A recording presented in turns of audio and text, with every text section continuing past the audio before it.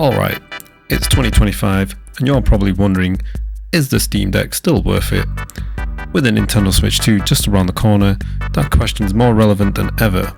Let's break it all down, starting with the pros and cons. The biggest strength of the Steam Deck is the games. Steam's library is massive, and the third-party titles can be ridiculously cheap.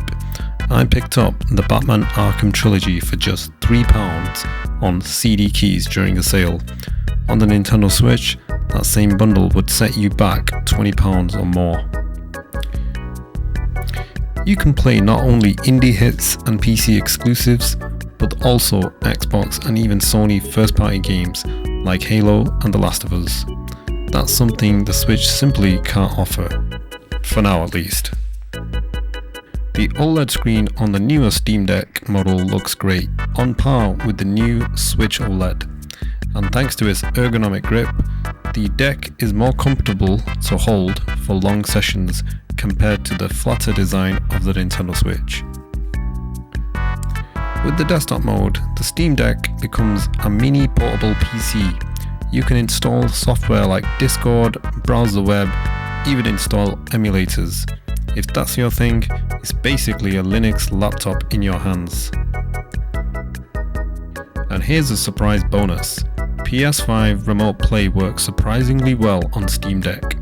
I tried streaming Monster Hunter Wild from my PS5 and it looked fantastic thanks to the OLED screen. That gives it an edge over the PlayStation Portal, which also doesn't support native game installs. But let's talk about the downsides. The Steam Deck starts at £349 and goes up to £569 depending on the model. Compare that to the upcoming Nintendo Switch 2 priced at £400 or £430 bundled with Mario Kart World, and it's expected to support 4K 60 FPS docked and 120 FPS portable for modern games. That's a huge leap. The Steam Deck dock costs £69, and here's the catch. It doesn't improve performance. It just acts as a hub. You also have to manually plug in power every time.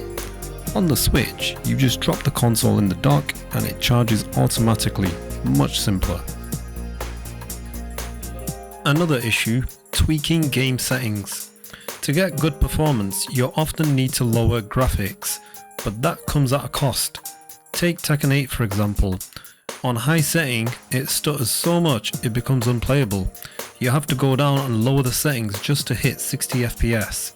Even Street Fighter 6 doesn't run smoothly at high settings.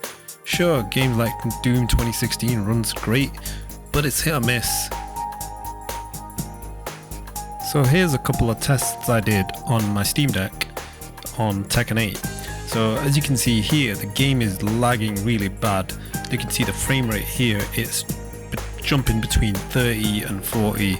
It's really low, and the setting, as you can see here, is on ultra high, and the Steam Deck just can't handle ultra high setting.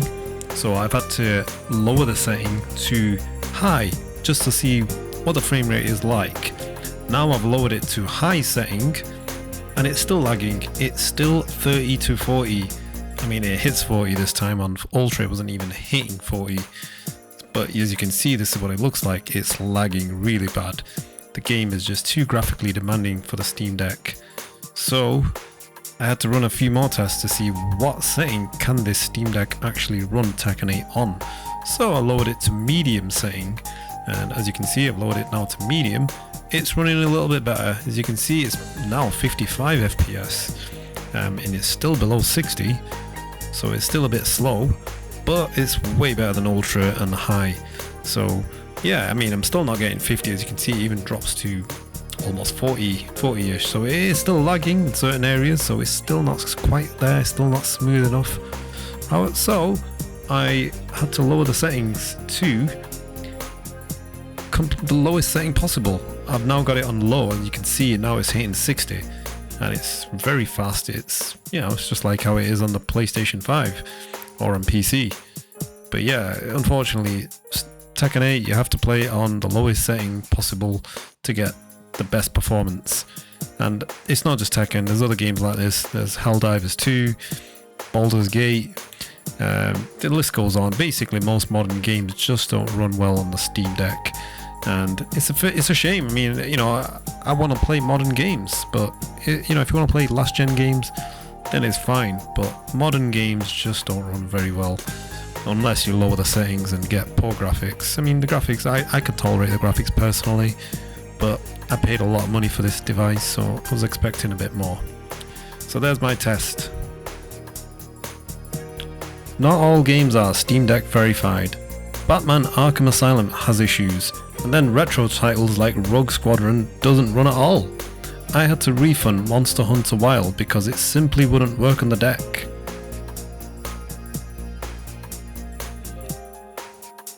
Let's talk about the battery life. It's rough. Most of the time, I only get about 2 hours of play depending on the game, and if I leave the deck in sleep mode for 2 days, it's completely dead. That's unacceptable for a portable device. The Steam Deck is big and bulky. It's not something I'd throw in my bag for a quick commute. It's more of a sit down and play at home device than a true portable like the Nintendo Switch. And finally, no Nintendo exclusives. As much as I love the Steam library, I still want to play Zelda, Mario and Metroid. Emulators could solve this, but honestly, I'm not a fan. They require too much setup, and transferring large files or tweaking settings is just time consuming. So, is the Steam Deck worth it in 2025? If you're a PC gamer who loves having access to a massive game library and you don't mind tweaking settings or dealing with some limitations, the Steam Deck still has a place, especially with sales and remote play option. But for most people, with the Nintendo Switch 2 launching soon, offering better performance, better battery life, true portability, and those unbeatable Nintendo exclusives, the Steam Deck just doesn't offer enough anymore to justify its higher price tag. Let me know in the comments section, are you still Team Steam Deck, or are you jumping over to the Nintendo Switch 2 when it drops? Don't forget to like, subscribe, and I'll see you in the next one.